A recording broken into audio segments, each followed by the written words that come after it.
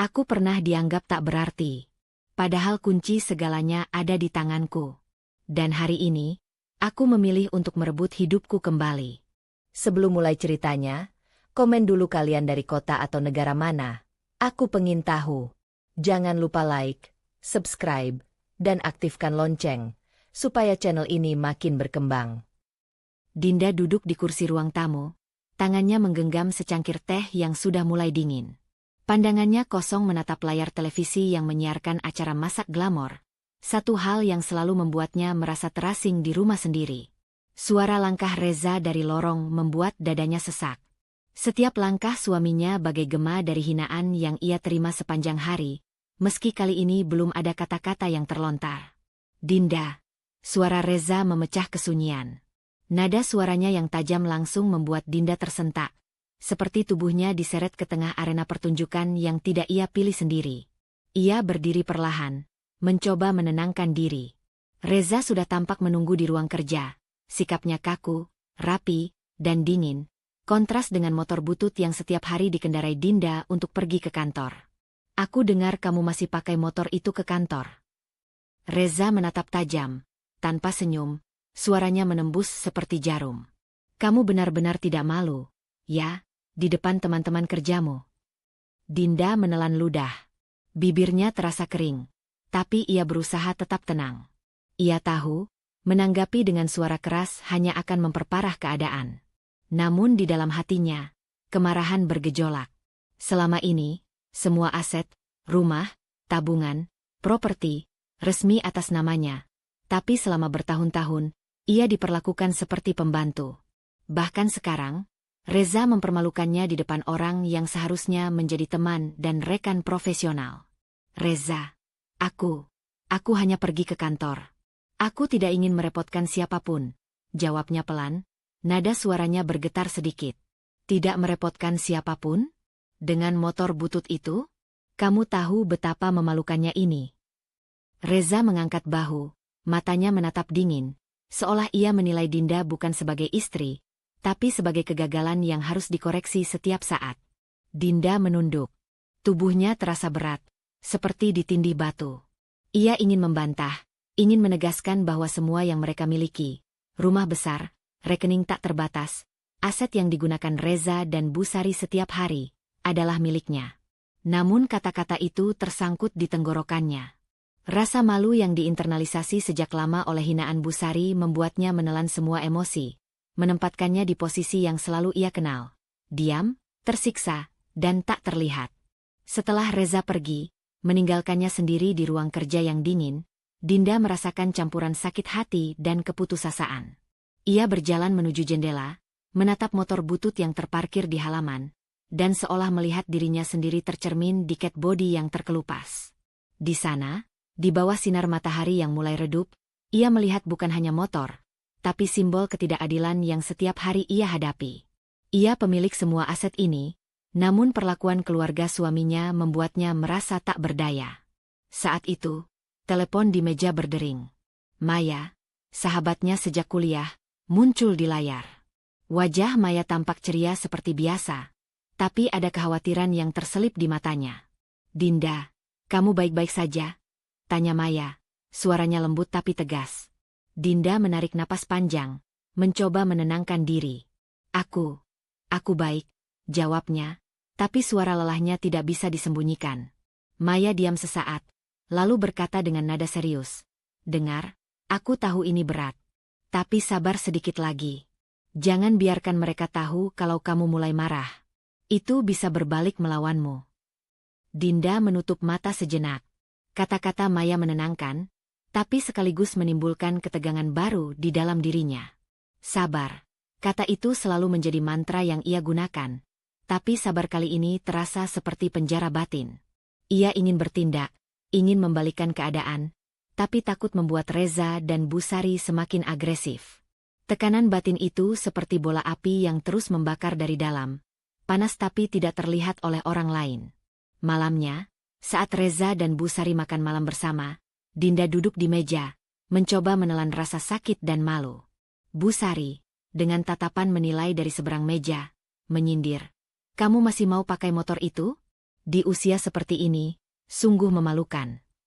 Suara itu menusuk seperti pisau, dan Dinda merasakan kemarahan yang sebelumnya terkubur muncul kembali. Namun ia tetap diam, menelan ludah, sambil memikirkan langkah kecil yang bisa ia ambil. Setelah makan malam selesai, Dinda naik ke kamarnya. Tubuhnya lelah, tapi pikirannya berputar cepat. Ia menyadari satu hal, jika ia terus diam, hidupnya akan selalu dikendalikan orang lain.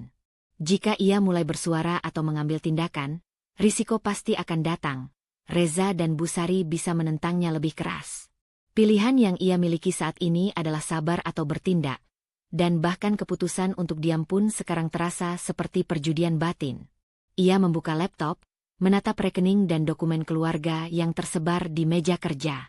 Ada sesuatu di sana, sesuatu yang selama ini tidak pernah diperhatikannya secara serius. Dokumen legal, catatan aset, dan rekening bank, semua atas namanya. Hatinya berdebar. Ia menyadari bahwa meski ia diperlakukan rendah, kekuatan sebenarnya berada di tangannya sendiri. Namun malam itu, Dinda belum bisa bertindak. Ia menutup laptop, memejamkan mata, dan membiarkan rasa lelah merayapi tubuhnya. Tapi satu hal jelas, tekanan batin baru telah muncul. Rasa sakit, malu, dan kemarahan kini bercampur dengan kesadaran bahwa ia memiliki kendali atas semua ini. Kendali yang belum ia gunakan. Dinda menarik selimut lebih rapat, dan dalam hati, tekad kecil mulai terbentuk. Suatu hari nanti, ia tidak hanya akan membela harga dirinya, tapi akan mengambil semua yang selama ini seharusnya menjadi haknya. Pilihan pertama itu sederhana, diam dan menunggu, namun risikonya sudah terasa. Diam terlalu lama berarti tetap terperangkap dalam hinaan. Dan itu, bagi Dinda, kini tidak lagi bisa diterima. Malam itu, setelah menutup laptop dan menarik selimut lebih rapat, Dinda masih terjaga. Di dalam kepalanya, gema hinaan Busari dan ketidakpedulian Reza bergema seperti simfoni yang menekan dada. Namun kali ini, perasaan itu berbeda. Ada sesuatu yang lebih dalam dari sekadar malu atau sakit hati. Ada luka yang selalu ia pendam sejak awal pernikahan, luka yang kini terasa menekan lebih berat. Dinda duduk di tepi tempat tidur. Matanya menatap kosong ke dinding kamar yang hangat oleh lampu malam. Bayangan Busari muncul begitu nyata di pikirannya. Ia mengingat dengan jelas kata-kata yang sering terlontar. Di keluarga ini, status sosial menentukan siapa yang dihargai. Jangan sampai kita malu di depan tetangga atau temanmu. Setiap kalimat itu, dulu terasa seperti nasihat yang baik, menurut Busari, kini membekas sebagai penghinaan yang terus-menerus menekan harga dirinya. Ia merasakan ketegangan di bahu, tangannya mengepal perlahan di atas selimut. Luka itu bukan hanya tentang kata-kata, itu tentang pola pengabaian, perlakuan yang merendahkan, dan kepercayaan yang ia berikan pada orang yang seharusnya menghargai, tapi malah memanfaatkannya. Dinda menutup mata, membayangkan ulang berbagai momen ketika ia mencoba bersikap sopan, sabar, dan patuh, namun selalu dicap rendah. Ia bertanya pada diri sendiri, mengapa aku selalu diperlakukan seperti ini padahal semua yang mereka nikmati adalah milikku? Pagi berikutnya, Dinda bersiap ke kantor. Motor bututnya berderu pelan di jalanan sepi, mengingatkannya akan hinaan Reza semalam. Di tengah perjalanan, pikirannya melayang pada ide usaha yang selama ini ia simpan rapat.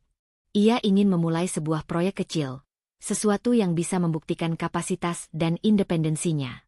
Tapi di sisi lain, Reza selalu menolak ide apapun yang dianggapnya tidak penting atau membahayakan citra keluarga. Sesampainya di kantor, Maya sudah menunggu di lobi. Wajahnya cerah seperti biasa, tapi matanya tajam, selalu menangkap perubahan emosi Dinda. "Kamu kelihatan berbeda hari ini," kata Maya ringan, tapi ada nada kekhawatiran di ujung suaranya. Dinda tersenyum tipis, menahan gelombang kemarahan yang belum mereda. "Aku cuma banyak memikirkan beberapa hal," jawabnya. Nada suaranya tenang, tapi di dalam, pikirannya berputar cepat, menimbang langkah-langkah yang bisa diambil. Maya menatapnya lama, lalu mencondongkan badan. "Kamu tahu kan, kalau kamu terus menahan semua itu sendirian, itu akan menggerogoti kamu. Aku bisa melihat perubahan dalam dirimu. Ada kemarahan yang tertahan, tapi itu juga bisa jadi kekuatanmu." Kata-kata Maya menimbulkan campuran perasaan dalam dada Dinda. Ia merasa lega karena ada yang memahami, tapi juga semakin sadar akan tekanan yang menunggu di rumah. Ia ingin mengubah keadaan, tapi setiap tindakan pasti akan menimbulkan konsekuensi. Tekad diam, kata Maya, terasa seperti strategi, bertahan sambil mengumpulkan kekuatan. Di ruang kerja kantor, Dinda membuka catatan dan rencana bisnis yang selama ini ia simpan dalam laci rahasia. Ia menatap angka-angka dan ide-ide itu dengan mata yang mulai berbinar, menyadari potensi yang belum pernah ia gunakan sepenuhnya. Namun bayangan Reza yang menolak dan hinaan Bu Sari tetap menghantuinya. Ia menyadari bahwa untuk menjalankan ide ini, ia harus cerdik dan menunggu saat yang tepat. Setiap langkah harus disusun dengan hati-hati. Sore itu, saat pulang, Dinda menghadapi Reza yang menunggu di garasi. Reza menatap motor bututnya, lalu menepuk bahunya dengan nada separuh mengejek. Aku tetap tidak mengerti, kenapa kamu memilih cara hidup seperti ini? Bisa saja semua ini lebih nyaman kalau kamu mau ikut aturan keluarga. Dinda menelan ludah. Kata-kata itu menyentak kesadarannya. Tidak ada dukungan dari Reza untuk ide-ide atau keinginannya sendiri. Namun, di balik rasa sakit itu, muncul benih tekad yang lebih kuat.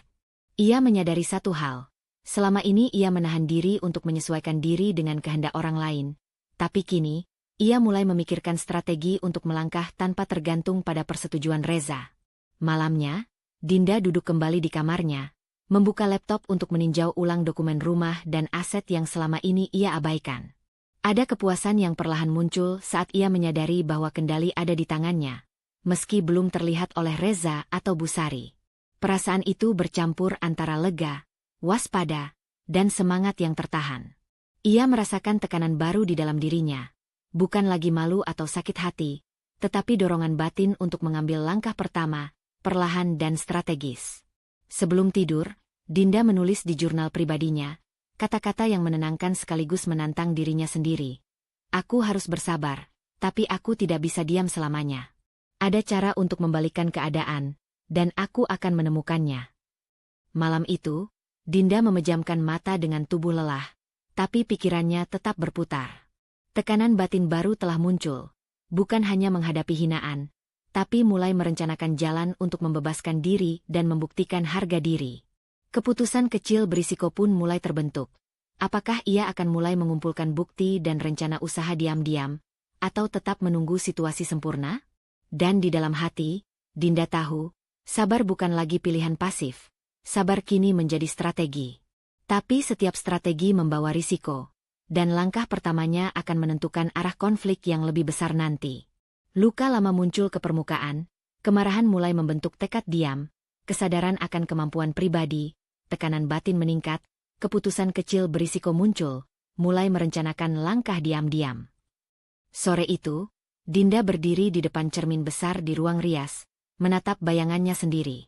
Mata yang lelah dan bibir yang sedikit pucat memantulkan ketegangan batin yang belum mereda sejak kemarin malam. Kata-kata Maya masih terngiang di telinganya. Sabar itu strategi, Dinda. Tapi jangan diam selamanya. Sebuah pepatah sederhana, namun berat untuk diterapkan ketika dunia di sekitarnya selalu menilai, merendahkan, dan mengabaikannya. Di luar, mobil mewah Reza menunggu, siap mengantarnya ke pesta keluarga yang diadakan oleh pihak keluarga Reza sendiri. Bu Sari, tentu saja, ikut mendampinginya. Wajahnya tetap rapi dan senyum yang dibuat-buat menempel di bibir. Dinda merasakan dadanya sesak. Ia tahu malam ini tidak akan mudah. Setiap langkah di pesta itu akan menjadi panggung di mana harga dirinya diuji kembali. Sesampainya di rumah mewah keluarga Reza, Dinda disambut tamu-tamu berpakaian elegan, suara gelas dan tawa yang dipaksakan memenuhi ruang tamu. Bu Sari segera mendekat, tangannya menyentuh lengan Dinda dengan nada keibuan yang menipu. Dinda, jangan berdiri terlalu lama di sini. Ingat, di sini kita harus tampil sempurna, kata Bu Sari, suaranya manis tapi menusuk. Ada nada hinaan terselip di balik kata-kata itu, dan Dinda merasakan darahnya hampir mendidih. Dinda tersenyum tipis, berusaha menyembunyikan amarahnya, tapi matanya tak bisa menahan kilau dingin yang terpancar sesaat.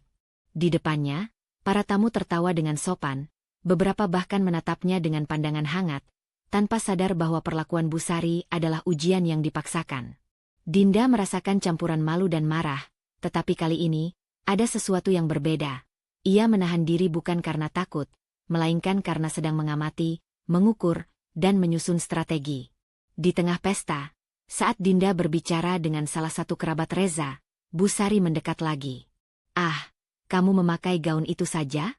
Bukankah kita punya banyak pilihan yang lebih pantas? Aku khawatir orang-orang akan menilai kamu terlalu sederhana," kata Busari, menekankan kata terakhir seolah itu adalah tuduhan yang nyata. Dinda menelan ludah. Sekali lagi, kata-kata Busari menusuk hati, tapi ia menahan rasa sakitnya dengan menundukkan kepala sesaat, lalu menatap balik dengan lembut namun tegas. Ada kemarahan yang tertahan, tetapi juga kesadaran baru. Busari dan semua tamu tidak mengetahui fakta bahwa Dinda sebenarnya adalah pemilik semua aset yang mereka kagumi selama ini. Di pojok ruang tamu, Pak Jaya, karyawan lama keluarga, memperhatikan dengan seksama. Pria parubaya itu selalu diam, namun matanya berbicara. Saat Busari menyinggung pakaian Dinda, Pak Jaya menepuk bahu Dinda pelan, memberinya sinyal dukungan yang hampir tidak terlihat. Hanya Dinda yang memahami makna gerakan itu, sebuah pengakuan bahwa ia tidak sendirian, dan bahwa kekuatan yang ia miliki selama ini bisa menjadi senjata yang tersembunyi. Dinda menghela napas panjang, merasakan adrenalin mengalir di tubuhnya. Ia menyadari bahwa selama ini ia terlalu sering menahan diri dan membiarkan hinaan melampaui batas. Tapi malam ini, ia mulai melihat posisi sebenarnya.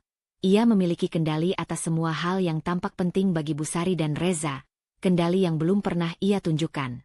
Pesta yang seharusnya menjadi panggung penghinaan kini menjadi arena observasi, di mana Dinda bisa membaca kelemahan mereka.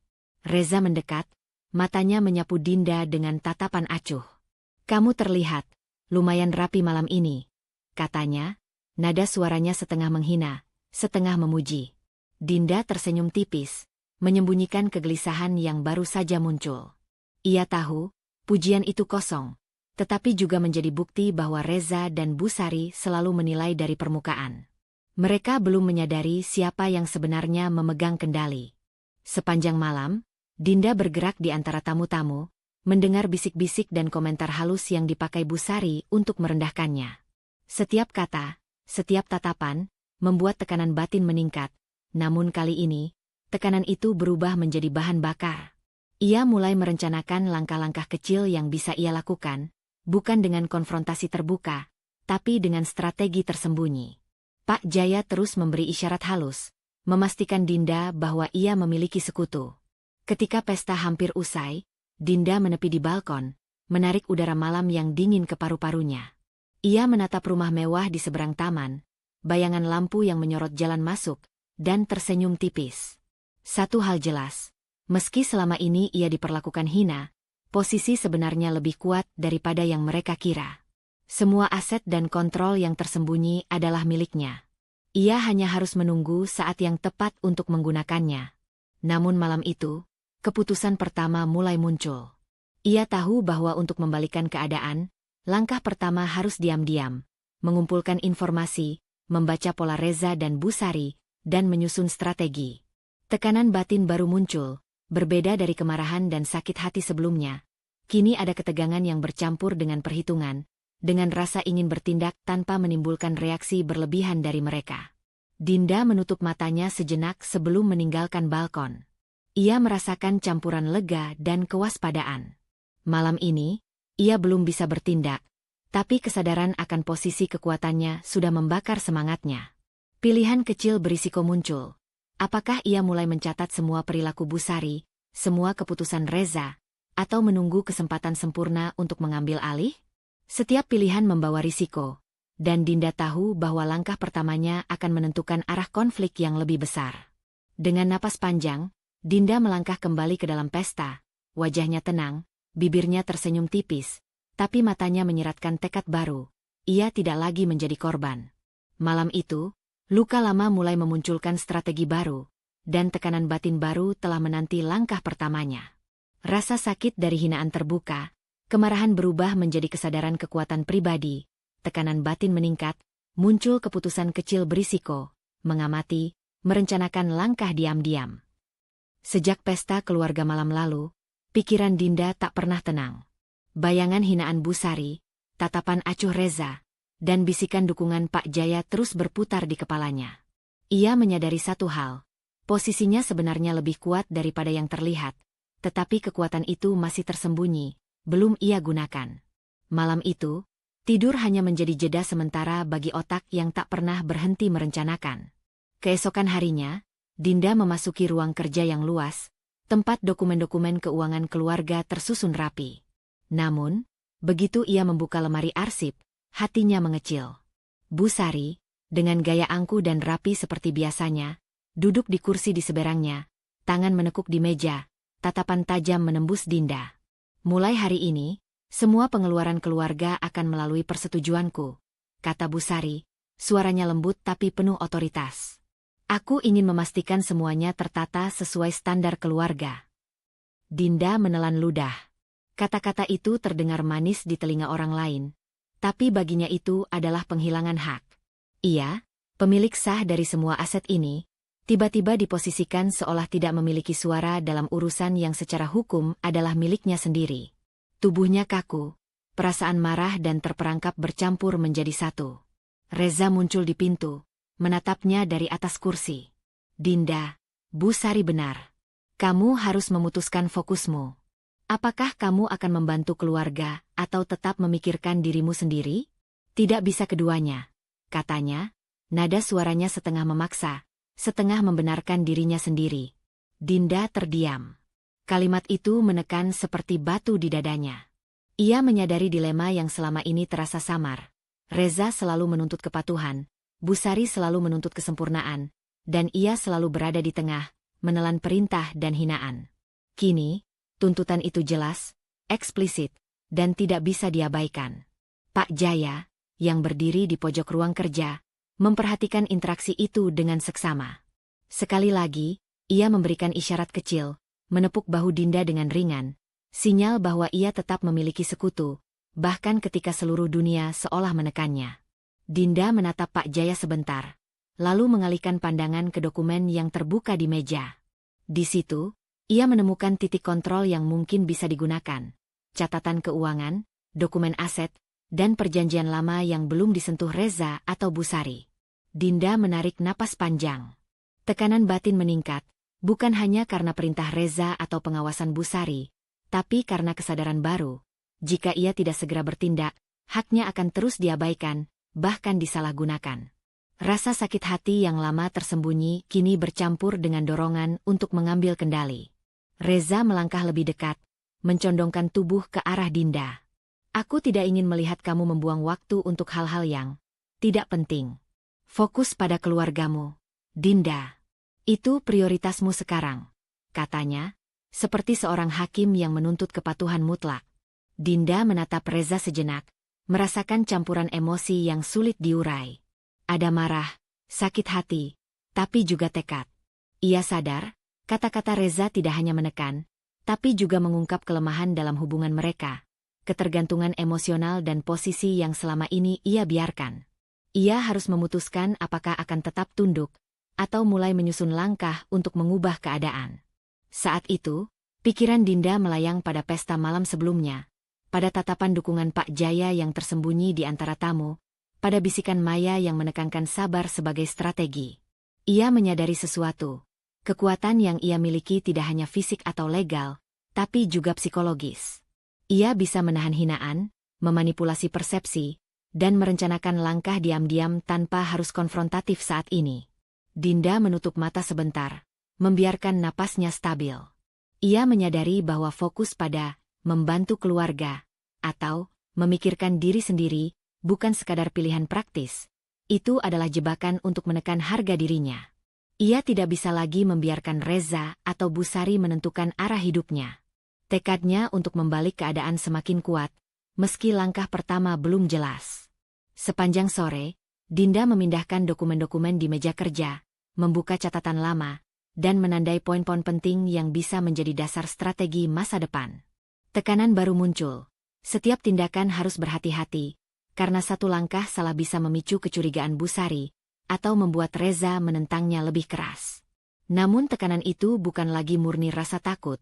ia berubah menjadi bahan bakar yang perlahan membentuk perencanaan strategisnya. Menjelang malam, Dinda berdiri di balkon rumah, menatap langit yang gelap tapi jernih. Angin malam menyentuh wajahnya, dan ia merasakan sesuatu yang baru, campuran kewaspadaan dan keberanian. Ia tahu bahwa langkah pertamanya harus kecil tapi signifikan.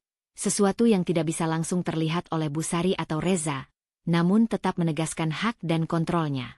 Dalam hati, ia membuat keputusan kecil tapi berisiko. Mulai mengumpulkan semua dokumen legal dan keuangan yang selama ini diabaikan, menandai setiap celah yang bisa ia gunakan untuk membalikan keadaan. Tekanan batin meningkat, karena sekarang ia harus bertindak diam-diam di bawah pengawasan orang-orang yang selama ini menekan dan meremehkannya. Namun di sisi lain, ia merasakan kekuatan yang baru, kesadaran bahwa ia tidak lagi menjadi korban pasif, dan bahwa haknya berada di tangannya sendiri. Dengan langkah mantap, Dinda menutup balkon, kembali ke ruang kerja, menyalakan lampu, dan mulai menata ulang dokumen-dokumen itu. Malam itu, tekanan meningkat, tapi kini disertai rencana kecil yang berani. Tanda pertama dari Dinda yang mulai berubah dari korban menjadi pengendali nasibnya sendiri. Tekanan batin meningkat karena kontrol Busari, dilema moral antara tunduk atau bertindak, kesadaran kekuatan pribadi dan hak atas aset, muncul keputusan kecil berisiko, mengumpulkan dokumen diam-diam untuk strategi. Malam itu, rumah terasa sunyi. Dinda duduk di ruang kerja, menatap tumpukan dokumen yang berserakan di depannya. Hatinya masih berdegup cepat. Sisa ketegangan dari tekanan Busari dan ultimatum Reza kemarin sore masih terasa menekan. Namun kali ini, ada sesuatu yang berbeda. Rasa sakit dan marahnya perlahan berubah menjadi pengamatan cermat. Ia menarik napas panjang dan mulai menelusuri catatan keuangan keluarga, dari laporan bank hingga dokumen properti. Setiap lembar yang ia buka menguak kenyataan yang selama ini tersembunyi. Rumah-rumah, rekening tabungan, saham, bahkan tanah-tanah yang selama ini diurus oleh Reza dan Busari, semua atas namanya. Dinda menahan senyum tipis, meski bibirnya bergetar karena campuran lega dan emosi yang tertahan lama. Selama ini, mereka memperlakukannya seolah tak memiliki hak, tapi nyatanya kekuatan legal itu ada di tangannya sendiri. Dinda menutup satu dokumen, kemudian membuka yang lain, mencatat hal-hal penting di buku catatan pribadinya. Setiap catatan adalah potongan puzzle yang selama ini ia abaikan, namun kini terasa penting. Ia mulai merasakan kepuasan yang aneh. Meski secara sosial dan emosional ia diperlakukan hina, posisi sebenarnya lebih kuat daripada yang mereka kira. Tapi kesadaran itu membawa tekanan baru. Ia harus berhati-hati, karena Reza dan Busari bisa saja mencurigai niatnya jika ia bergerak terlalu terbuka. Telepon berdering, memecah konsentrasi Dinda. Suara Maya terdengar lembut namun serius. Dinda, aku tahu kamu sedang menelusuri semuanya. Tapi hati-hati. Reza dan Busari itu PK. Sekecil apapun gerakanmu, bisa memicu kecurigaan mereka. Dinda tersenyum tipis, meski suara Maya menimbulkan campuran rasa aman dan kewaspadaan. Aku tahu, Maya. Aku akan sangat berhati-hati, jawabnya. Nada suaranya tenang, tetapi pikirannya bekerja cepat, menimbang langkah demi langkah. Maya adalah satu-satunya orang yang mengetahui sebagian kecil rencananya, dan Dinda menghargai nasihat itu sebagai pengingat bahwa setiap gerakan harus strategis. Setelah menutup telepon, Dinda kembali menatap dokumen di depannya. Ia mulai merencanakan langkah-langkah cermat, bagaimana memindahkan aset secara legal ke kontrol penuh tanpa menimbulkan kecurigaan, bagaimana memanfaatkan celah dalam pengelolaan Reza dan Busari, dan bagaimana menyusun bukti bahwa semua ini adalah haknya. Tekanan batin meningkat, karena setiap keputusan membawa risiko besar, namun juga menawarkan kendali yang selama ini ia rindukan. Dinda memikirkan ulang interaksi sebelumnya dengan Busari. Setiap kata hinaan, setiap komentar merendahkan yang terdengar ringan tapi menusuk hati, kini menjadi pelajaran strategi. Ia menyadari bahwa Busari dan Reza selalu menilai dari permukaan, mengira mereka memiliki kendali, padahal kenyataannya Dinda yang memiliki semua alat kontrol. Kesadaran itu menimbulkan energi baru, dorongan untuk membalikan keadaan tanpa harus konfrontatif terbuka. Sambil menata dokumen, Dinda menulis catatan strategi pribadi, memisahkan aset yang sering digunakan oleh Reza, menandai rekening yang memerlukan pengawasan lebih, dan membuat daftar semua properti yang belum disentuh secara hukum. Setiap langkah kecil itu memberinya rasa kontrol, sekaligus menimbulkan ketegangan. Jika satu saja bocor, rencana itu bisa gagal. Tekanan meningkat, tapi berbeda dari sebelumnya. Kini ia bukan korban pasif, melainkan pengamat aktif yang sedang merencanakan balas strategis. Pak Jaya datang diam-diam ke ruang kerja, wajahnya serius tapi tenang. Ia berdiri di pintu, menatap Dinda dengan sinyal halus, sekadar menepuk bahu sebagai tanda dukungan. Dinda menatapnya sejenak dan membalasnya dengan anggukan halus. Tidak ada kata-kata yang perlu diucapkan. Pak Jaya selalu menjadi saksi diam yang menyadari hakikat kekuatan Dinda. Kehadiran Pak Jaya menambah rasa aman, sekaligus memperkuat tekad batin Dinda. Ia tidak sendirian, dan langkahnya kini bisa mulai dilaksanakan secara hati-hati. Sore menjelang malam, Dinda menutup jendela, menarik napas panjang, dan menatap sekilas ke arah rumah Reza dan Bu Sari. Ia membayangkan wajah mereka yang selalu menilai dan meremahkannya, tanpa mengetahui bahwa kekuatan sebenarnya berada di tangan Dinda sendiri. Perasaan campur aduk, lega, waspada, dan semangat untuk bertindak, kini bercampur menjadi satu. Ia merasakan dorongan batin baru yang lebih tajam, bukan hanya ingin membalas, tapi ingin menguasai kembali hak yang selama ini diabaikan, dengan cerdik dan tanpa terlihat. Sebelum tidur, Dinda menutup catatan strateginya, menatap langit malam dari jendela kamar. Ia merasakan tekanan batin baru. Langkah pertama akan berisiko, tapi itu adalah awal dari perubahan besar. Ia menyadari satu hal penting. Kekuatan yang ia miliki selama ini tidak berguna jika diam, namun terlalu terburu-buru juga bisa menghancurkan rencana. Dengan napas panjang, Dinda menutup jendela kamar, memadamkan lampu, dan berbaring. Malam itu, meski tubuhnya lelah, pikirannya tetap aktif. Ia tahu bahwa keputusan pertama akan menentukan arah konflik besar berikutnya, dan tekanan batin yang ia rasakan bukan lagi sekadar ketakutan, melainkan dorongan untuk memulai gerakan strategis pertamanya, gerakan yang akan menentukan apakah ia bisa menguasai kembali aset tanpa diketahui Reza dan Bu Sari. Tekanan meningkat, tapi kini diiringi rasa kendali baru. Dinda menutup mata dengan tekad. Besok akan menjadi hari pertama dari strategi diam-diam yang mungkin akan mengubah segalanya. Kesadaran akan hak legal, tekanan meningkat karena risiko bergerak, tekad mulai berbentuk strategi diam-diam, keputusan kecil berisiko muncul, mengatur aset secara rahasia tanpa diketahui Reza dan Bu Sari. Sejak malam kemarin, setelah menutup catatan strateginya, Dinda merasa jiwanya tidak pernah tenang. Tekanan batin yang muncul saat ia menyadari hak atas semua aset mulai berubah bentuk, dari perasaan terkekang menjadi dilema yang menghantui setiap langkahnya. Ia tahu, saat ini, ada dua jalan yang bisa diambil. 1. Membalas dendam segera terhadap Reza dan Bu Sari. 2. Tetap bersabar, mengumpulkan bukti dan menyusun strategi yang matang sebelum bertindak. Kedua pilihan itu sama-sama menimbulkan risiko, dan Dinda merasakan campuran kemarahan, sakit hati, dan tekad di dadanya, bergelut menjadi satu. Pagi itu, Dinda duduk di meja sarapan dengan wajah tenang. Sementara Bu Sari sibuk mengatur piring dan gelas, sesekali menatap Dinda dengan tatapan menghakimi. Hari ini ada acara keluarga, Dinda. Seperti biasa, kita harus tampil sempurna. Aku harap kamu siap, kata Bu Sari, suaranya lembut tapi syarat tekanan, seolah menguji kesabaran Dinda. Dinda menatap secangkir teh di depannya, mencoba menenangkan diri sebelum menjawab. Maaf, Bu, aku tidak bisa menghadiri acara itu hari ini.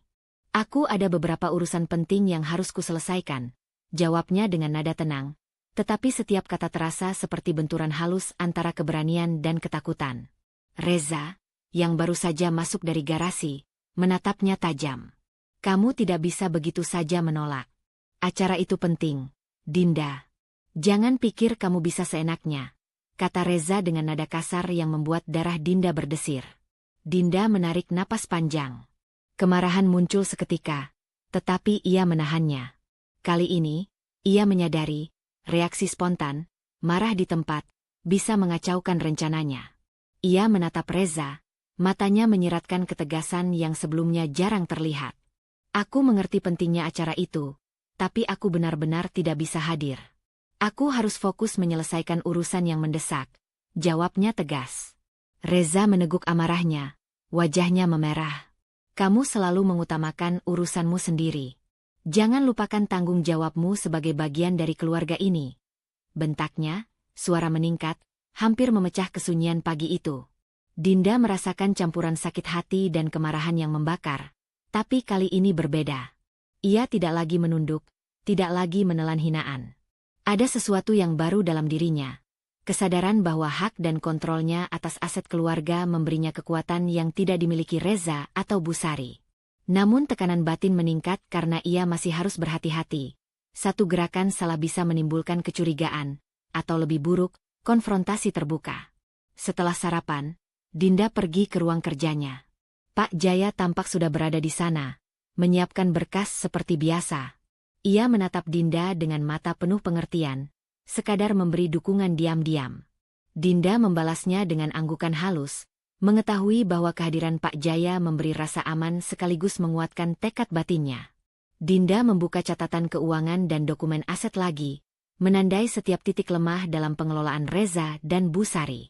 Ia mulai merencanakan langkah cermat, menimbang, apakah kali ini ia harus langsung membalas tindakan merendahkan, atau tetap menunggu hingga bukti dan strategi lengkap. Tekanan meningkat karena kedua pilihan itu sama-sama berisiko, dan setiap langkah harus diperhitungkan dengan hati-hati. Saat itu, telepon berdering. Maya muncul di layar, wajahnya serius. Dinda, aku lihat perubahan pada dirimu. Ada kemarahan yang mulai keluar, tapi aku juga melihat tekad. Ingat, jangan terlalu terburu-buru. Kalau Reza dan Busari curiga, itu bisa merusak semua rencanamu, kata Maya. Suaranya menenangkan sekaligus memperingatkan. Dinda menghela napas panjang. Kata-kata Maya menegaskan dilema yang sudah ia rasakan sejak lama. Balas dendam sekarang atau sabar menunggu momen tepat. Ia tahu, emosi yang tidak dikendalikan bisa merusak segalanya. Tetapi sabar yang terlalu lama bisa membuatnya kehilangan momentum. Campuran kemarahan, sakit hati, dan keinginan menegakkan harga diri kini mulai terlihat dalam sikapnya sehari-hari. Cara ia menatap, cara ia menanggapi kata-kata Busari dan Reza, bahkan gerakan kecilnya di rumah.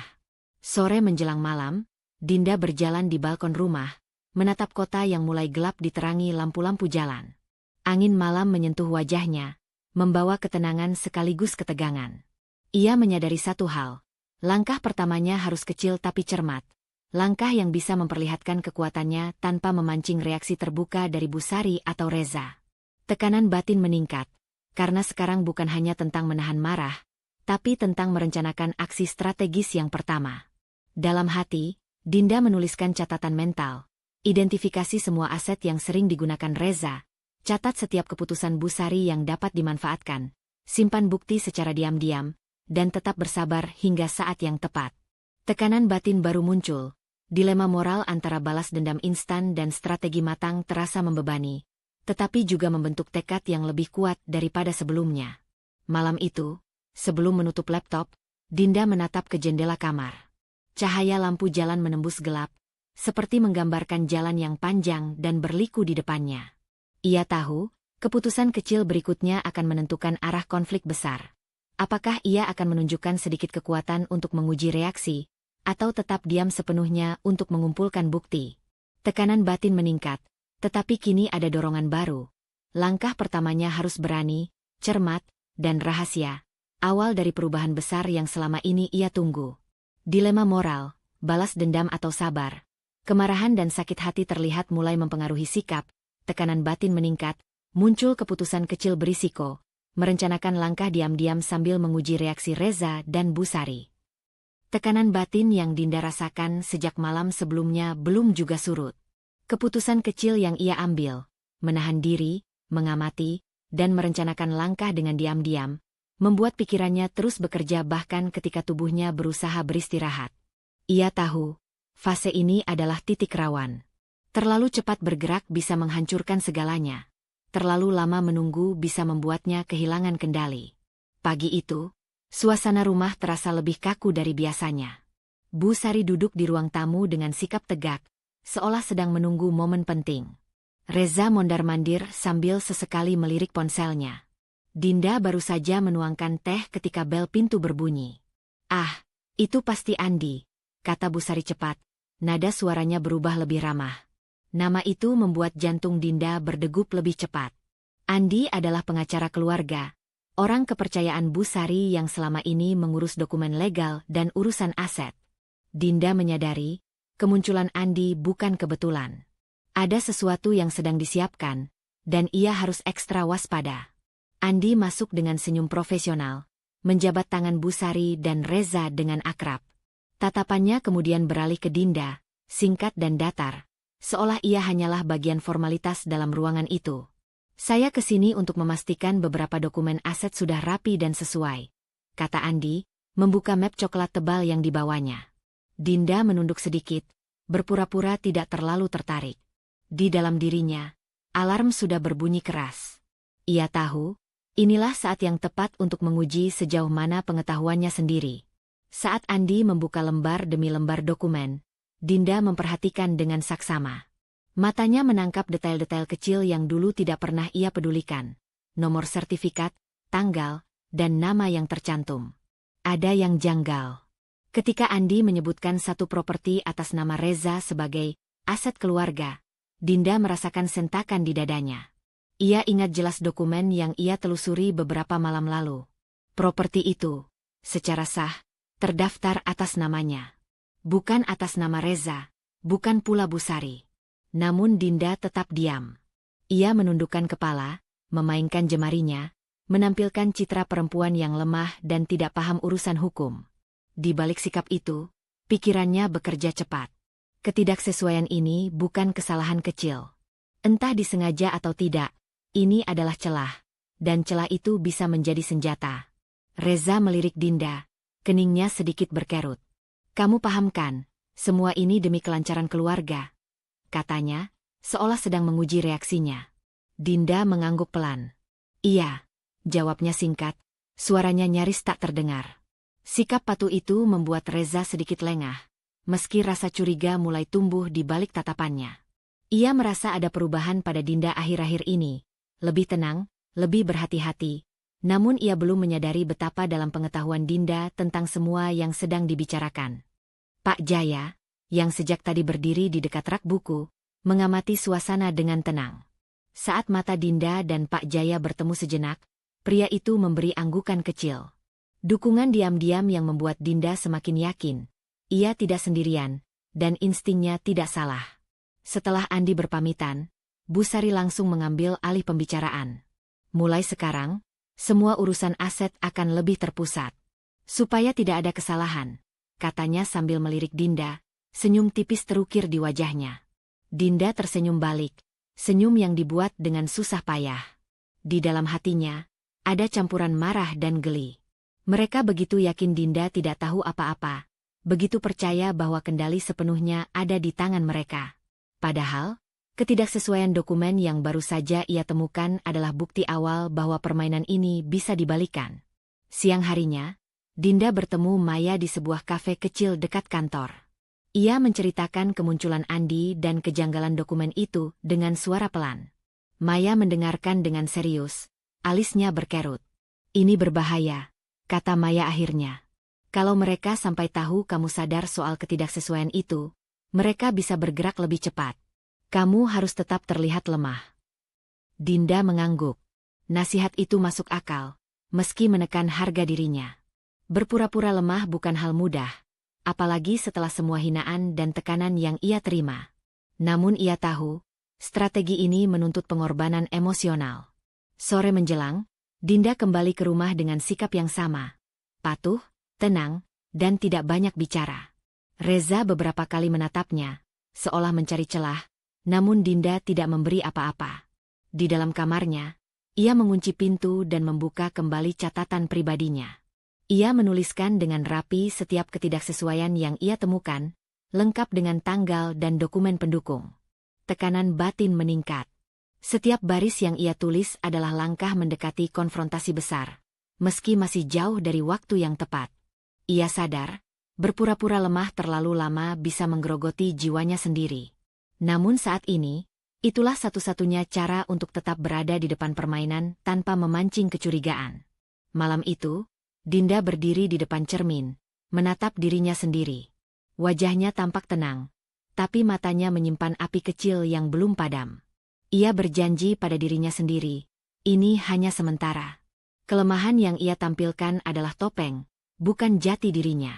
Ia menutup buku catatan dan menyimpannya di tempat tersembunyi. Keputusan kecil berisiko pun ia ambil. Untuk sementara, ia akan membiarkan Reza dan Bu Sari merasa aman, merasa berkuasa, sambil ia mengumpulkan lebih banyak bukti. Tekanan batin itu menyesakkan, namun Dinda tahu, langkah inilah yang akan menentukan segalanya. Di balik kesunyian malam, Dinda tersenyum tipis. Masalah baru memang muncul, tetapi bersamaan dengan itu, jalur menuju pembalikan keadaan semakin jelas. Keputusan kecil yang Dinda ambil malam sebelumnya, berpura-pura lemah sambil mengunci rapat catatan penting, masih menempel di dadanya seperti beban yang tak terlihat. Pagi itu, ia bangun dengan rasa sesak yang berbeda. Bukan lagi sekadar takut ketahuan, melainkan firasat bahwa tekanan akan segera datang dari arah yang lebih kejam. Firasat itu terbukti saat ia melewati ruang makan. Bu Sari sudah duduk rapi, punggung tegak, sorot matanya tajam seperti biasa. Reza duduk di seberangnya, tampak gelisah, sendok di tangannya tak kunjung menyentuh piring. Dinda menyapa pelan, lalu duduk tanpa banyak suara. Ia memilih peran yang sudah ia tetapkan. Diam, patuh, tidak mencolok. Reza. Bu Sari membuka percakapan dengan nada seolah ringan. Ibu kepikiran satu hal sejak kemarin. Reza mengangkat kepala.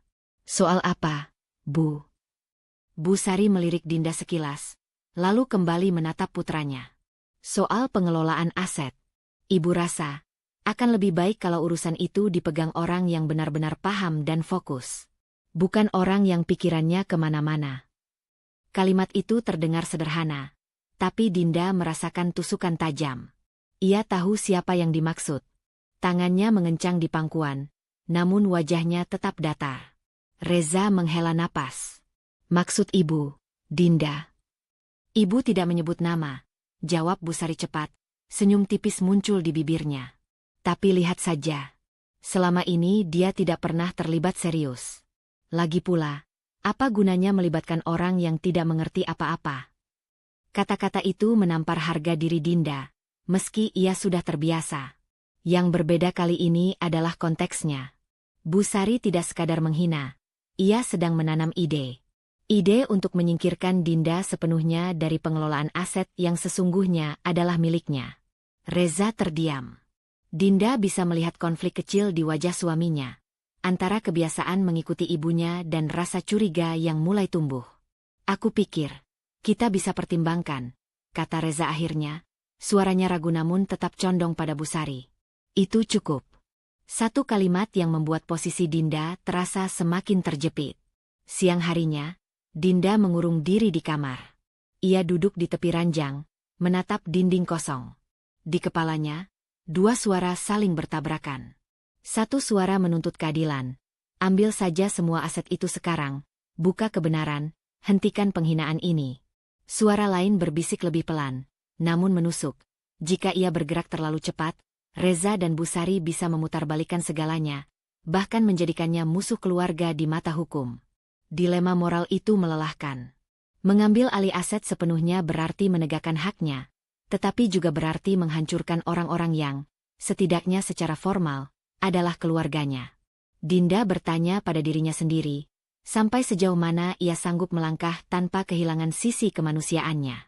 Sore menjelang, Dinda turun ke halaman belakang dengan alasan menyiram tanaman. Di sana, Pak Jaya sedang merapikan gudang kecil.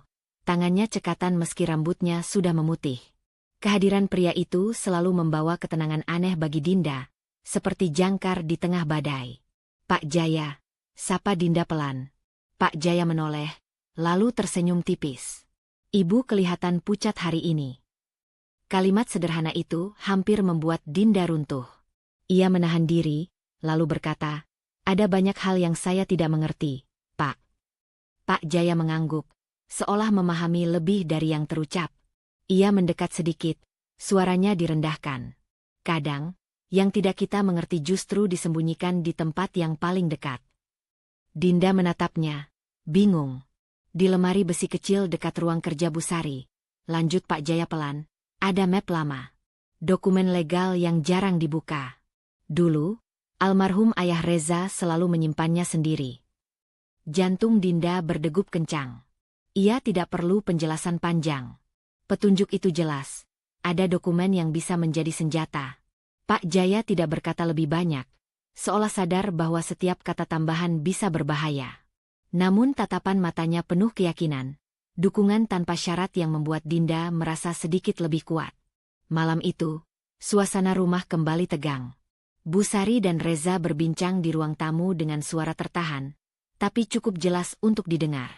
Dinda memilih berada di kamar, namun telinganya menangkap potongan kalimat tentang pengaturan ulang dan keputusan terbaik keluarga.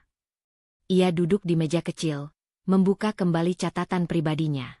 Petunjuk Pak Jaya terngiang-ngiang. Lemari besi, map lama, dokumen legal. Semua itu bisa menjadi kunci, atau justru jebakan jika ia ceroboh. Tekanan emosionalnya berubah. Bukan lagi sekadar menahan sakit hati, melainkan ketakutan bercampur tekad. Ia sadar, jika Bu Sari berhasil memprovokasi Reza sepenuhnya, ia bisa benar-benar disingkirkan sebelum sempat bergerak. Dinda berdiri, melangkah pelan menuju pintu kamar, lalu berhenti. Ia menarik napas panjang. Keputusan kecil berisiko kembali diambil. Ia akan mencari kesempatan untuk melihat lemari besi itu, meski sadar langkah ini bisa mengubah segalanya. Di ambang pintu, Dinda merasakan jantungnya berdetak keras. Posisinya semakin terjepit, ruang geraknya menyempit. Namun di tengah himpitan itu, satu hal menjadi semakin jelas, mundur bukan lagi pilihan. Keputusan kecil yang Dinda ambil malam sebelumnya, niat untuk mencari kesempatan mendekati lemari besi itu, belum sempat terwujud ketika pagi datang membawa tekanan baru. Udara rumah terasa lebih berat dari biasanya, seolah dinding-dindingnya ikut menahan napas. Dinda turun ke ruang tamu dengan langkah pelan, masih menjaga perannya sebagai perempuan yang dianggap tidak berdaya, meski di dalam dirinya tekad mulai mengeras. Reza sudah menunggunya. Ia duduk di sofa, tangan terlipat, wajahnya menampilkan keseriusan yang jarang Dinda lihat. Tidak ada Bu Sari di ruangan itu, namun kehadirannya terasa melalui cara Reza membuka pembicaraan. "Kita perlu bicara," kata Reza, suaranya datar. Dinda duduk di seberangnya. Jantungnya berdegup lebih cepat, tapi ia menjaga wajahnya tetap tenang. "Soal apa?" Reza menarik napas, seolah sedang menimbang kata. "Aku sudah memikirkan soal pengelolaan aset. Supaya semua tetap rapi dan tidak ribet, aku punya usul."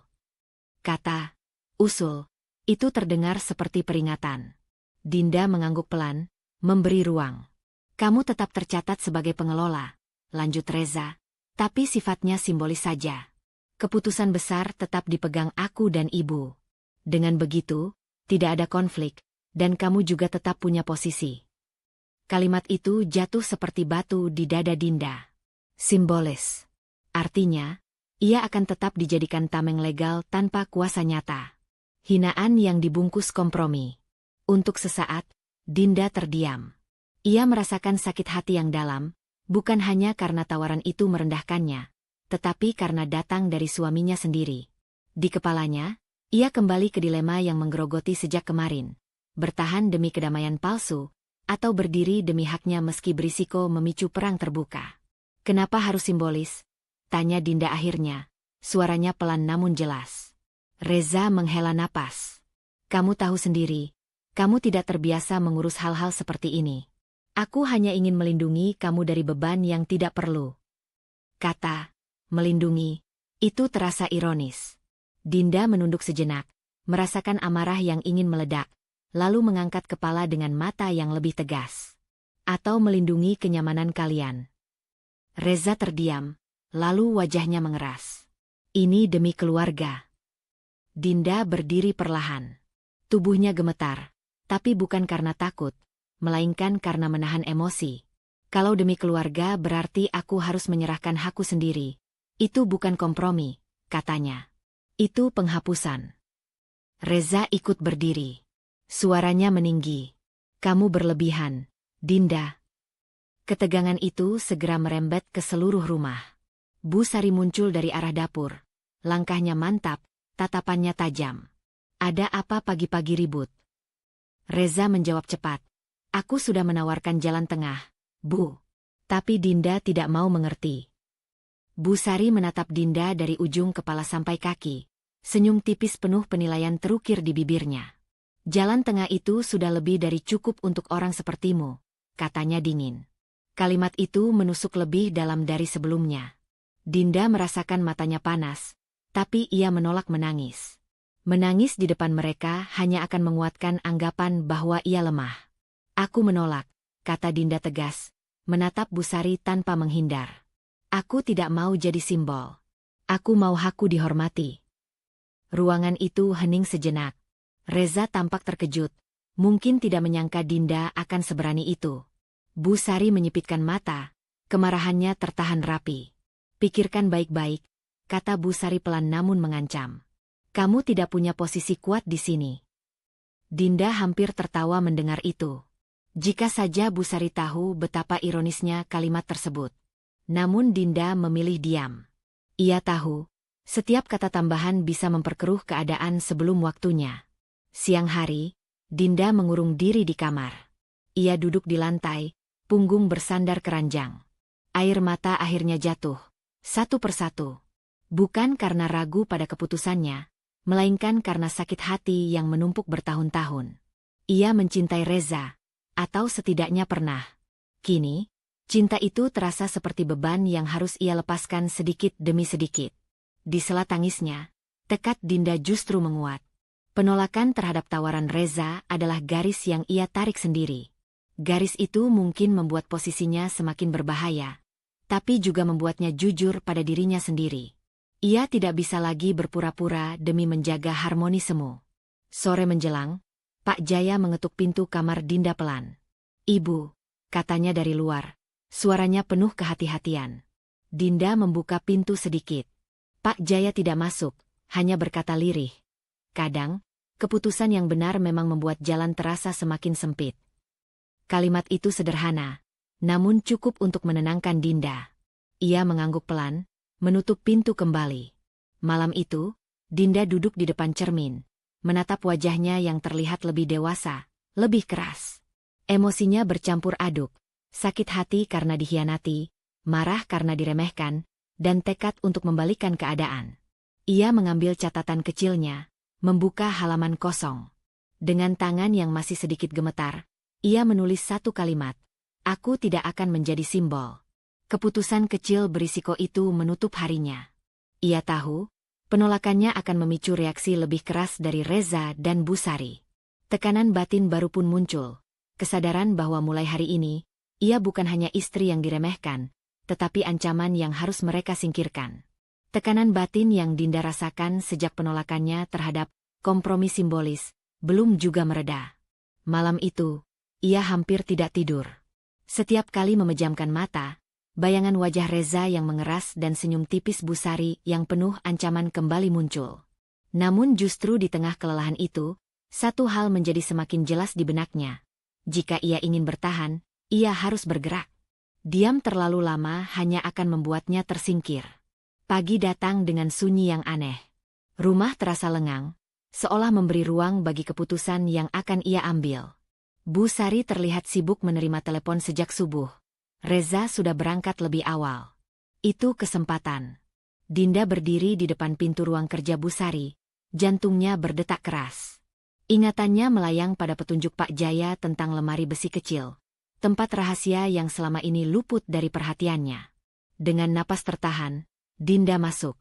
Ruangan itu rapi, nyaris steril dari sentuhan emosional. Lemari besi berada di sudut, tersembunyi di balik rak arsip. Dinda bergerak pelan, tangannya sedikit gemetar saat memutar kombinasi yang pernah ia lihat sekilas ketika Bu Sari membukanya. Detik-detik itu terasa panjang. Klik pelan terdengar. Lemari terbuka. Di dalamnya, map-map tebal tersusun rapi. Dinda menarik satu yang bertanda dokumen legal lama. Tangannya bergetar saat membuka lembar pertama. Sertifikat tanah, akta kepemilikan, perjanjian investasi. Nama yang tercantum di sana membuat dadanya berdesir. Dinda. Bukan satu, bukan dua.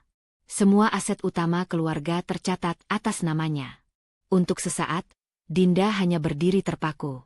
Ada rasa lega yang nyaris membuatnya tersenyum, bercampur dengan getir. Selama ini ia diinjak, diremehkan, dianggap tidak punya apa-apa, padahal secara hukum ia memegang segalanya.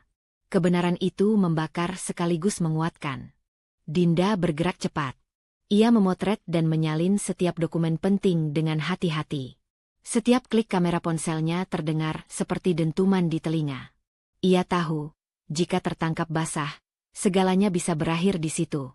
Namun rasa takut itu kini bercampur tekad yang tak bisa ditarik kembali.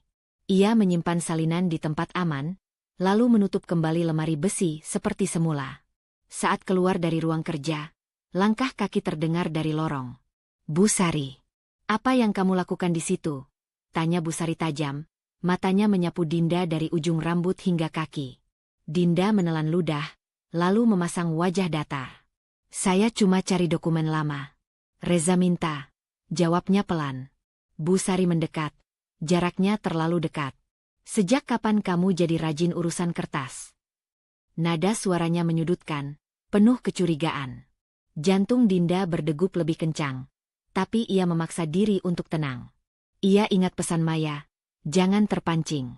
"Saya cuma membantu," katanya singkat. Bu Sari menatapnya lama, seolah mencoba menembus kepalanya. "Jangan macam-macam, Dinda. Kamu tahu posisi kamu," katanya dingin sebelum berbalik pergi. Kata-kata itu masih menggantung di udara ketika Dinda kembali ke kamarnya. Kakinya terasa lemas, namun ada kepuasan kecil yang menyelinap.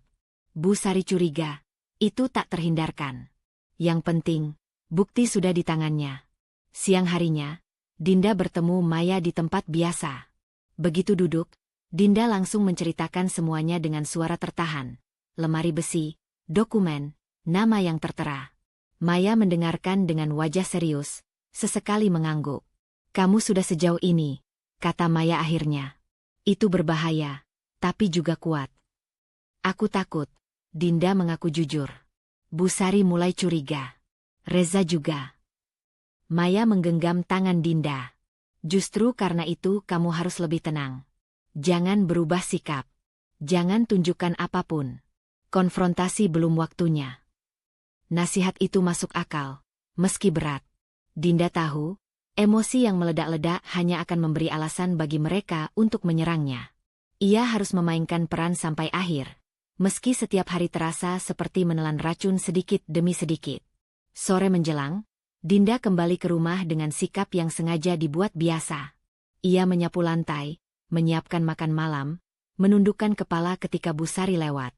Namun di dalam dirinya, ada perubahan besar. Ia tidak lagi sekadar bertahan. Ia memegang kunci. Malam itu, Reza pulang lebih awal. Tatapannya menyelidik, seolah mencari sesuatu di wajah Dinda. "Ibu bilang kamu sering ke ruang kerjanya," katanya. Dinda menjawab ringan, "Cuma bantu cari arsip." Reza menatapnya sejenak, lalu mengangguk tanpa komentar. Namun keheningan di antara mereka terasa menekan, seperti tali yang ditarik semakin kencang. Di kamar, Dinda mengunci pintu. Ia membuka ponselnya, memastikan semua salinan dokumen tersimpan aman. Melihat kembali namanya tercantum di setiap aset, dadanya bergetar, antara marah, sedih, dan lega. Rahasia itu kini bukan lagi milik mereka. Ia duduk di tepi ranjang, menutup mata sejenak. Tekanan emosionalnya berubah bentuk. Bukan lagi hanya sakit hati, melainkan kewaspadaan tinggi. Setiap gerak-geriknya kini diawasi. Setiap kesalahan bisa fatal. Namun di balik ketegangan itu, Dinda membuat keputusan kecil yang berisiko. Ia akan tetap bersikap patuh dan tenang, meski tahu Bu Sari dan Reza mulai mencium sesuatu. Bukti sudah di tangan, tapi ia harus menunggu momen yang tepat untuk menggunakannya. Malam semakin larut. Dinda memandang jendela, pantulan wajahnya tampak lebih keras, lebih siap.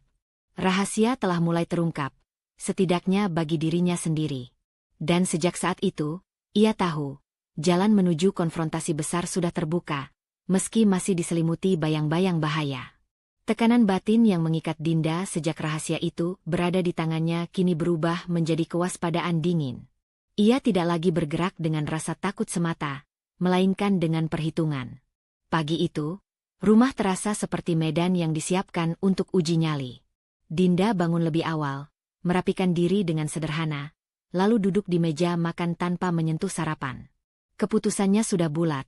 Hari ini, kebenaran akan diuji, meski belum waktunya dituntaskan. Reza muncul dengan langkah tergesa, menatap Dinda sekilas. Ada bayangan cemas yang ia sembunyikan di balik sikap kaku. Bu Sari menyusul. Wajahnya tegang namun tetap berusaha tampak berkuasa. Dinda memperhatikan mereka berdua dengan mata tenang. Di dadanya, emosi berdesakan, sakit hati, amarah, dan rasa ingin menuntut keadilan. Namun ia menahannya seperti menahan napas di bawah air. "Aku mengundang Andi ke sini," kata Dinda tiba-tiba, suaranya datar. "Aku ingin beberapa dokumen diperiksa bersama." Reza membeku. "Untuk apa?" tanyanya cepat. "Terlalu cepat. Biar jelas," jawab Dinda singkat. Bu Sari menyipitkan mata. "Kamu tidak perlu pengacara untuk urusan keluarga," katanya dingin. Dinda menatapnya, tidak menantang, tidak pula tunduk. "Justru karena keluarga, Bu. Supaya tidak ada salah paham." Keheningan jatuh seperti palu. Tak lama, bel pintu berbunyi. Andi masuk dengan map coklat di tangan, raut profesionalnya tak berubah.